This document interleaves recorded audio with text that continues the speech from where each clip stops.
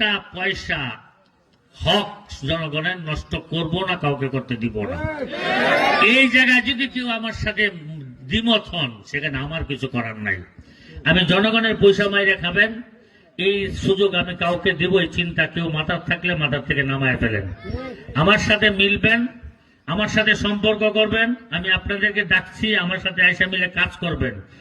ভাগ করে খাওয়ার জন্য ডাকছি না, ভাগাভাগি করার জন্য ডাকছি না। আপনারা বারবার বলেছেন যে আমরা এলাকার উন্নয়নের সুযোগ চাই। আমি বলছি যে আমাকে সুযোগ দিয়েছে, আপনাকে দেয় নাই। আমি সেই সুযোগ আপনাকে ভাগ দিতে চাই। আসেন ভাই ভাই মিলে সবাই মিলে উন্নয়নের কাজ করি। ভাগ বাটোয়ারা খাওয়ার অংশ আমার কাছে নাই, এলাকার মানুষকে দেওয়ার অংশ সর্বোচ্চটুকু আমার কাছে আছে। পাশে থাকবেন ইনশাল্লাহ। হয় না এখনো বুড়া, 1.5 মাসে তো রাস্তাঘাট চিনতেই সময় লাগে। আমি শুধু রাস্তাঘাট চিনতেছি।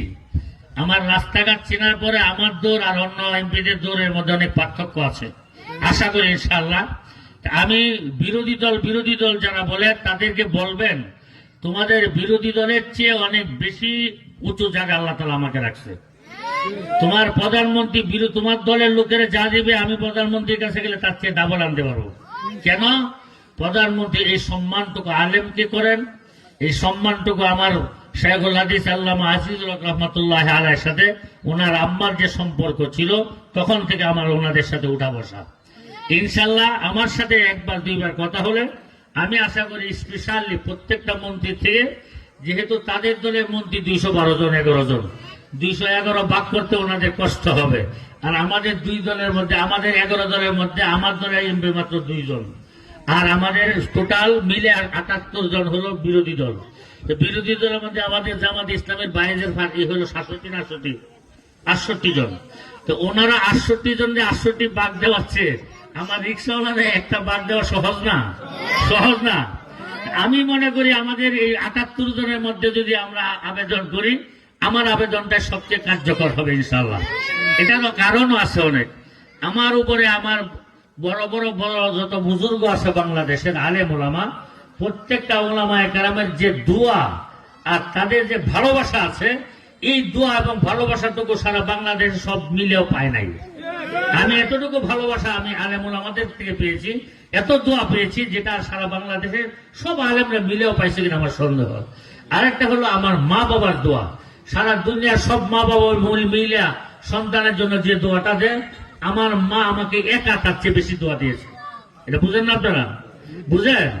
বাংলাদেশের কোথাও আমার মতো জায়গা থেকে এসে 3 মাসে এমপি হয়েছে, আগেও ছিল না, কিয়ামতের আগেও সম্ভব হবে না। এটা শুধু সম্ভব হয়েছে আমার মুরব্বীদের উলামায়ে কেরামদের দোয়া, আমার মা বাবার দোয়া। আপনারা ভোট দিয়েছেন, এটা অস্বীকার করতেছি না। কেন ভোট দিয়েছেন?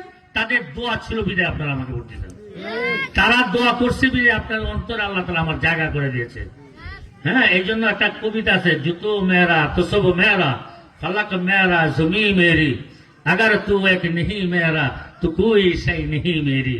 আল্লাহর যদি হয়ে যান, দুনিয়া আসমান জমিনে যত কিছু আছে সব আপনার হয়ে যাবে। আর যদি আপনি আল্লাহর না হতে পারেন, দুনিয়ার যত ক্ষমতাই থাক, সেই ক্ষমতা বেশি দিন টিকবে না।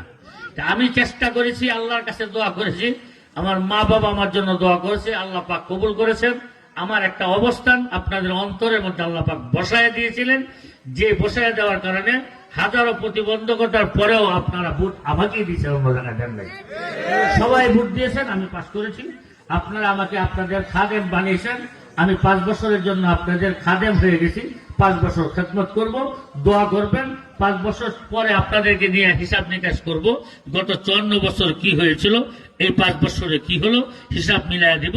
যদি হিসাব মিলে তো দোয়া রাখবেন, হিসাব না মিলে ছুঁড়ে ফেলে দিবেন, আমার কোনো আপত্তি নেই। পারবেন ইনশাআল্লাহ। আর স্কুল কলেজ মাদ্রাসা মসজিদ যেখানে যখন যা আসবে সর্বোচ্চটুকু আমি আনবো এবং দিব। মাদ্রাসার লোক আমি, মসজিদের লোক আমি, আমি শিক্ষা প্রতিষ্ঠান, আমি করব না কে করবে?